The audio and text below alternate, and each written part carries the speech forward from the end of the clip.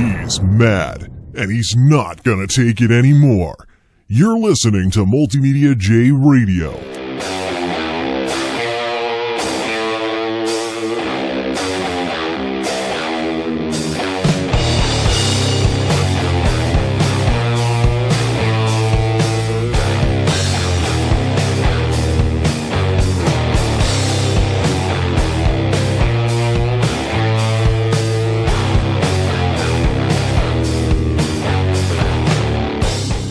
Ladies and gentlemen, it is time for this de facto taboo / ban on discussion of this topic on my channel to finally, after all this time, come to an end.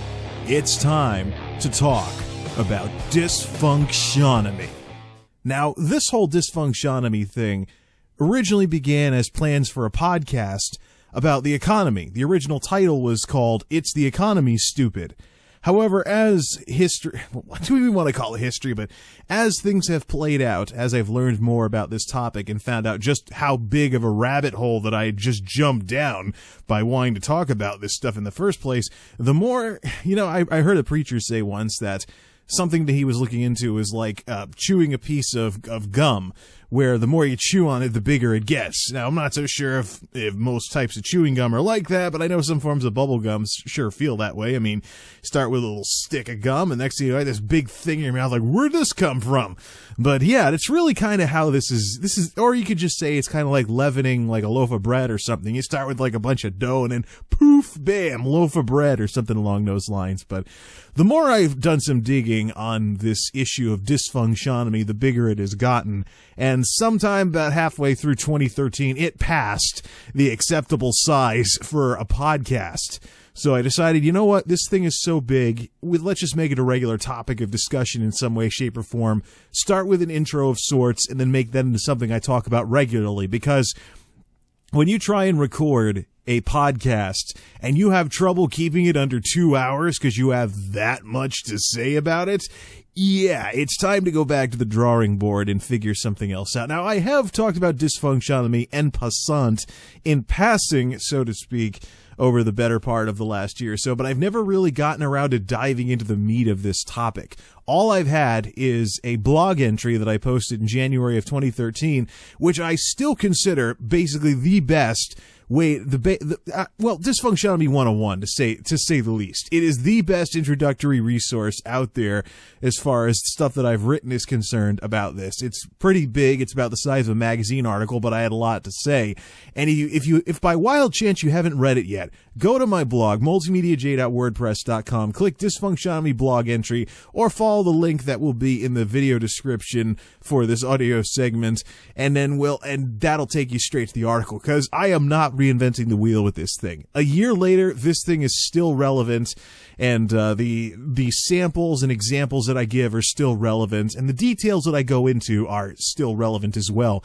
However, what this dysfunctionomy stuff is missing is a proper introduction to the concept that could serve as the beginning of a regular discussion on the topic of just how broken what passes for a job market in America truly is. Well, here I am today to do such an introduction to the concept, so let's get straight into what we're going to get into here. First things first, let's answer the question that's no doubt on some people's minds.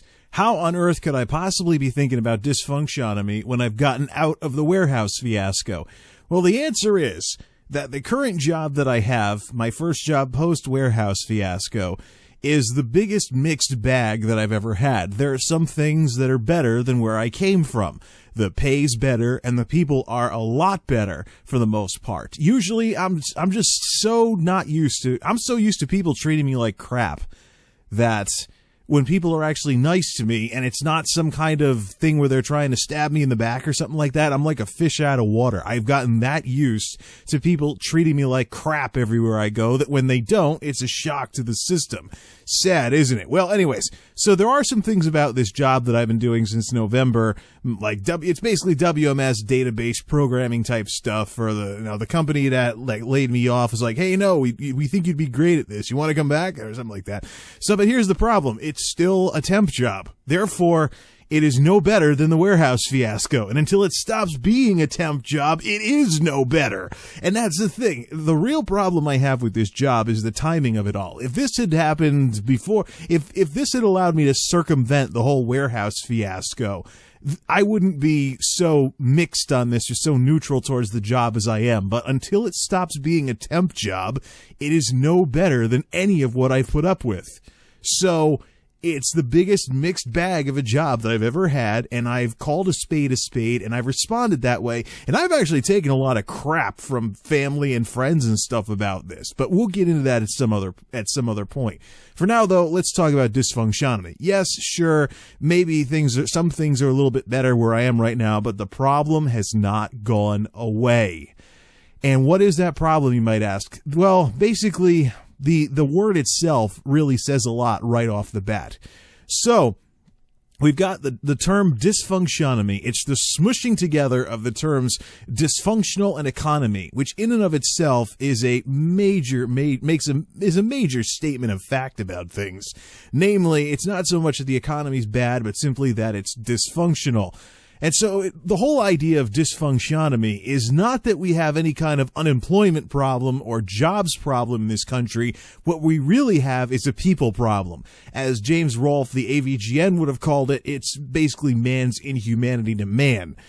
And the central question of the whole dysfunctionomy thing, and I'm pulling this straight from the blog entry, but I'm not covering everything the blog entry covered, so read it anyways. Here's the question. Why is it that in a time when this country has record numbers of unemployed and long-term unemployed, that so many people who actually have jobs don't care or have bad attitudes? I've run into both, even at the place I'm at right now. So the problem of dysfunctionomy has not gone away. I'm still not out of the woods jobs-wise. I'm still banging my head against the wall because here I am with work ethic, education, everything employers supposedly are looking for, and temp at best for years on end. While folks that don't give a darn, who don't care about any of this stuff, actually get to have full-time jobs with wages, benefits, the whole 9 yards, actually getting vacation time, things like that. It's not so much that we have a jobs problem, but it's a people problem, and largely the cannon should be pointed at private businesses, from which much of these problems that cause the suffering of millions in this country indeed does come forth. I totally failed at Shakespearean type English or phrasing or whatever there, but I think you get the point here. As far as dysfunctionomy stuff goes at this current job that I'm at, even though it's somewhat in some ways better than the warehouse fiasco, I may not be getting strung along as a temp for a long time yet, but there have been some other things that I've noticed as well. Namely, again, the whole thing where people have bad attitudes or don't care, something like that. Not far from where I am, where I'm doing all this work for these folks, is a part of the facility where everybody, and I mean everybody there, doesn't want to be there. They don't like doing the work. They don't like the policies. They don't like the procedures. And because there isn't much in terms of direct supervision, they just make the best of the situation by just being la-la, not caring, and just gabbling about things they hate in life or something like that. It's just, come on. You see these people over there, and you see these people over there, they don't care. And sometimes the folks that they work for come back and say, hey, you screwed this up, you screwed that up, whatever. They may say a token, I'm sorry, and then be like snicker when they walk out the door. But, this is, why is this happening anywhere? With all these people out there looking for jobs, yet we got all these folks with the jobs that really don't care.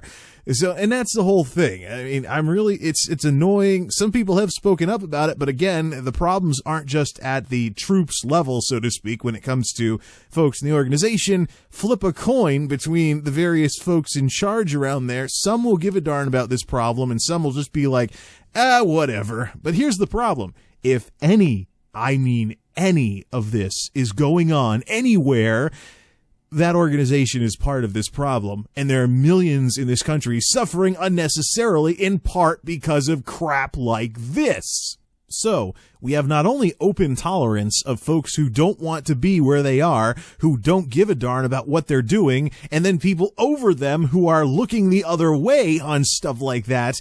And then there's some more stuff too. Like, I overheard a situation. First, let's do one thing at a time here. First, Do these folks have openings? Yes, they do. They've been hiring people while I've been there, but not for the temp stuff that I've been doing, for real jobs with these folks. When on the way out, there was this guy who'd been chucking boxes and driving forklifts for the holiday tax season, and he's like, yeah, man, I'm getting hired on. No more temp agency. Yeah, I know what that feels like. Once upon a time, many years ago, I went through that as well, and haven't seen it since. But anyways, But yeah, it's just obnoxious, because here's a chuckly guy who's just been like tossing boxes and stuff. He's like, yeah, okay, he gets to get out of this mess. And, here I am getting showered with accolades, but temp. And these folks know what to do if they want me to change my views on this, because the big problem here is the timing. This whole thing is happening after probably one of the worst experiences that I've ever had with temp work anywhere, ever. And so they need to be the ones who make the move to prove that I'm rhyming all over the place. Maybe I should start writing children's books for a living. They need to make the move to prove that this is anything other than just more of the same. And until they do, I do not take anything they say as an actual compliment, because if they really liked me, then they wouldn't be pulling this stuff. So until I'm anything other than a ha-ha disposable temp, none of the accolades that I've been showered with mean anything to me. And here's the kicker of all of this. That is the reason why I want to talk about this stuff and break the silence on this topic on this channel. I overheard not too long ago about a situation where somebody who was doing XYZ job during the seasonal temp hiring season, they wanted to keep this person around, but they had no way to keep them around doing what this person was doing. So they approached this person with the offer to do regular warehouse work until something opened up where they could go back to where they were. That, my friends, is the biggest insult in all of this, that I'm overhearing anything like this, because this tells me that this precedent that the precedent is there and that these folks do this. Here's the issue. Guess what I volunteered to do at the exit interview on the day of the layoffs when everything fell apart for me? Exactly that. And when they were like, nope, sorry, can't do, you gotta leave, and after they did all of that, what did I do afterwards? I spent the better part of the next 2 years proving them wrong. The jobs that I had after that, I deliberately went looking for hard physical jobs. And let's not forget, before the warehouse fiasco became a fiasco, I wanted to get involved with that kind of environment and just show these folks that they were completely wrong about whatever alleged aversions to hard physical warehouse work that they thought that I had at the time. And by the way, the numbers told the story as well. Week after week after week of over 100% performance with extremely low damages, and weeks or even months passing between anything that could be considered an error, even something like a miss slot. Seriously, I did pretty darn well at that warehouse work that was supposedly beneath me, or that I supposedly wouldn't stick with. As Bugs Bunny would put it, they don't know me very well, do they? Indeed, they didn't. Well, again, actions speak louder than words. So let's see if they actually get it this time, especially when I know that they actually do stuff like this. They want to keep someone around, so they find some way, any way, to keep them around, and if they're willing to do it, then so be it. I know they do this stuff now. There's no excuses. Needless to say, I'm quite passionate about this topic, so let's wrap things up before we get too close to the half-hour mark with talking about this concept in and of itself. So we've discussed that dysfunctionomy is a smushing together of the terms dysfunctional and economy. Now, the term dysfunctionomy speaks to the way things are, but it also speaks to the way things are not. And the way things are not is at least as important as the way things are, because there's a lot of mass, shall we say, misconceptions going around. People are mass misinformed, if that makes any sense, about the way things are right now. And there's a couple of big social mythoses, big misconceptions that this idea takes aim at. The first issue is the idea, the first misconception is the idea that the job market and the economy are inextricably linked, and as one improves, the other will too. That is patently false, blatantly false, and not the way things are at all. And I've known this for many years, even before the Great Recession. Now, back when I was in college, when this country was getting out of the recession caused by the dot-com crash, I was reading in the news about Democrats flipping their lids about the Bush administration and the so-called Bush recovery that was going on back then. What was the Bush recovery? It was so-called job creation in this country consisting of crap, low-wage, blah-blah jobs that the Republicans were going on about, hey, look, we're creating jobs. Well, of course, this is classic partisan slap fight nonsense between the Democrats and the Republicans in this country, but they went all nuts about it. Of course, now years and years later, President Obama is overseeing a very similar situation with an even bigger recession, and hey, what do you know? The criticism there, President's doing the best he can with what he was handed by the Bush administration. Look, enough of the finger pointing. The problem is we have a problem, as simple as that sounds, and millions of people are suffering unnecessarily in this country because of said problem. How about we quit with the finger pointing and start actually trying to do something about all of this, methinks? Anyways, that established that there definitely can be a big difference between the economy getting better and the job market getting better. And I know this from experience as well, because a lot of the same crap that I dealt with looking for jobs during the depths of the Great Recession, well, not during the Great Recession, post-Great Recession, I should say, because the layoffs didn't happen until after we were officially out of the recession, which, by the way, the financial crisis was over 5 years ago now. Can we actually try to do something about this problem now that's going to have significant impact? Washington lawmakers, private sector business owners, everybody that could do something about this problem? Anyways, a lot of the crap that I've dealt with post-Great Recession was very, very similar to the crap that I dealt with pre-Great Recession. So let's take my initial job search when I got out of college. So fresh out of college with no recession anywhere in sight. A lot of people say the economy was booming back then compared to what we've seen since then.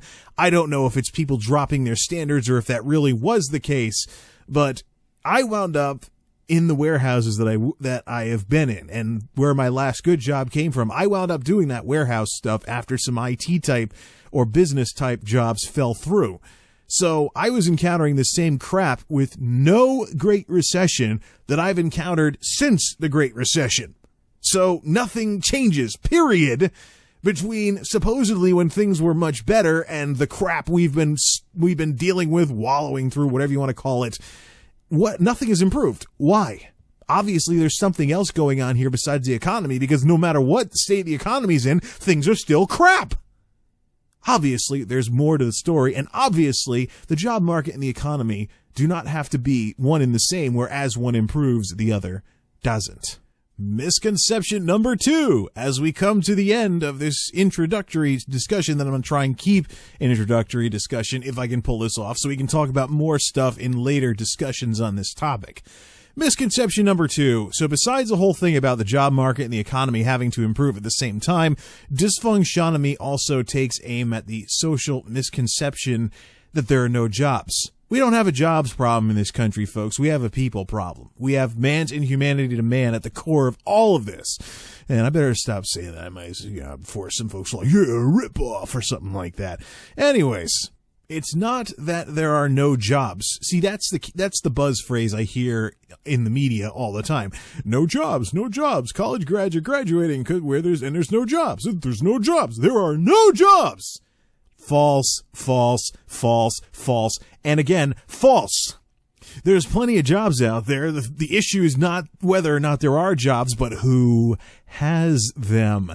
Every single time I walk into a store, a warehouse, a professional office, a tax accounting firm, all kinds of places, and I see someone there with the job that doesn't care, has a bad attitude, or all of the above, that's when I know full well that we do not have a jobs problem at all going on here. It's more a matter of employers and hiring practices and who they're giving their jobs. Now, if things really were bad and there were few jobs to go around, and everywhere I went, I saw people that were just gunning it, doing is absolutely the best they could with whatever it is that they were doing. Everybody was passionate about what they did, and it really did look like there was a big competition for jobs, then I would believe we have a jobs problem. But when I see apathetic sluggards getting to have paychecks while people with far superior work ethics get to sit home unemployed forever and ever and ever, ready to blow their brains out or something like that.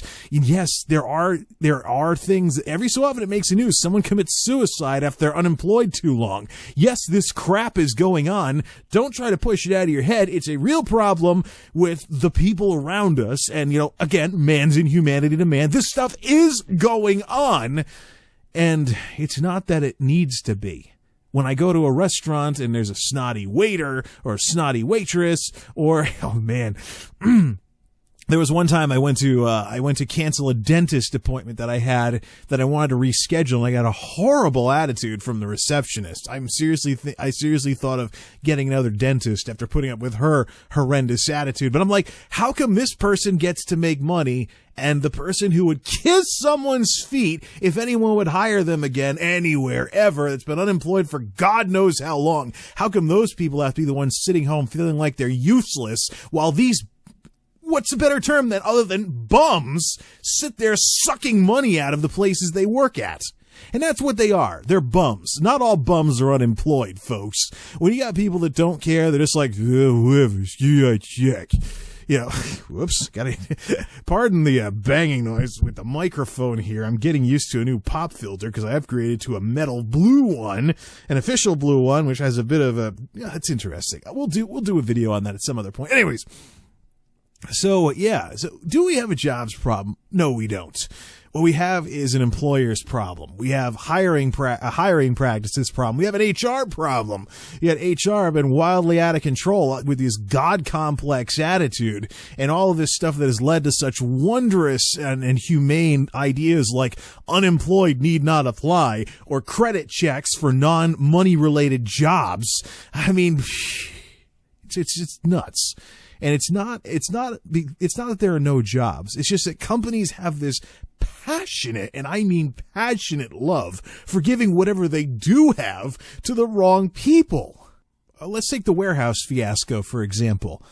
Here I was, a ha-ha disposable temp, along with other ha-ha disposable temps, with far superior attitudes and in many cases performance numbers to the folks that have been at that place for years and years and years. So we get to, at starvation wages and no benefits, not even any holiday pay half the time, work alongside apathetic sluggards making $15 an hour who just didn't care about anything. Why? Why does this even need to happen at all in this country with what's going on? Because here's the thing. You get too many people like that, and what happens? Businesses don't do very well because you got these leeches sucking the life out of all these businesses. That goes to their financials, that goes to their quarterlies, that goes to their annuals, and that slows down what could be a better recovery in this country, all without even a drop of government shenanigans. People are blaming Obamacare. They're blaming President Obama. They're pulling out every scapegoat they can except the private sector. Gee, why, I wonder? Can we at least acknowledge that the private sector has at least some share of the blame for this crap, at least as much as any public sector place is? I mean, anything else that's been named as why people are suffering. Why? Can we at least be honest about this stuff?